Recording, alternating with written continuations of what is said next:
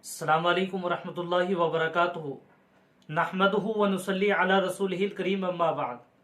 मुअज़्ज़ज़ सामीन किराम, जब हम कोई सितारा टूटता हुआ आसमान में देखते हैं तो हमारे जहन में ये बात आती है और आमतौर पर ये बात बहुत ज़्यादा मशहूर है कि कोई मन्नत मुराद दुआ मांग ली जाए तो दुआ कबूल होगी। इसलिए कि लोगों में मशहूर है कि टूटा हुआ सितारा देखकर कि जो चीज़ भी मांगी जाएगी वो कबूल होगी, वो ज़रूर मिलेगी। तो आज की वीडियो में हम यही बात करेंगे। दूसरी बात, फिर हमें क्या दुआ मांगनी चाहिए अगर ऐसी बात है। और तीसरी बात यह है कि सितारा क्यों टूटता है, आज की वीडियो में यही बताना है।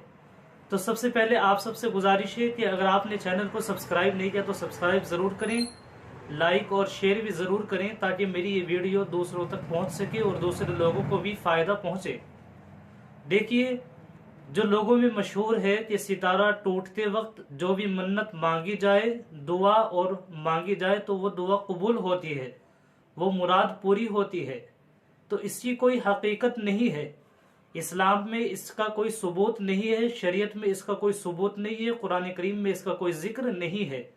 ऐसी कोई भी बात नहीं है, कोई दुआ कबूल नहीं होती सितारा टूट करके जब मांगी जाए, या सितारे को टूटता हुआ देख करके जो चीज़ मांगी जाए, ऐसा कुछ भी नहीं है।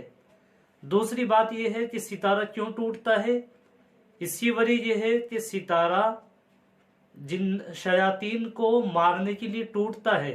अल्लाह ताला की तरफ से शयातीन को ये सितारा जाकर के लगता है, जिसका जिक्र कुरान करीम में अल्लाह रब्बुल इज़्ज़त ने बयान फरमाया है।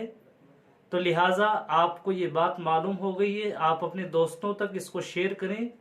और ये जो गलत फहमी लोगों में बैठी हुई है और जो गलत फहमी लोगों के दिलों में है, इसको ये चीज़ लोगों के दिलों से दूर हो जाए।